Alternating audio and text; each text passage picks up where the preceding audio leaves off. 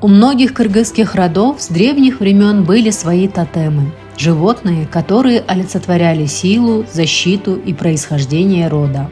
Бөрү – волк, символ силы, боевого духа, защитник рода.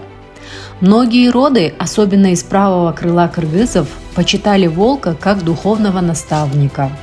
Джилан – змея, символ мудрости и защиты. Считалось, что змея охраняет дом и оберегает от сглаза.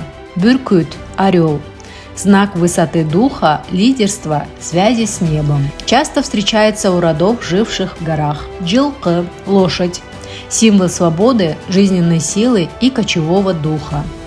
Буго – олень, тотем древних родов с тенгрианскими корнями, олицетворение благородства и связи с природой. Многие тотемы передавались в легендах и сохранялись в орнаментах, родовых тамгах и даже в названии рода.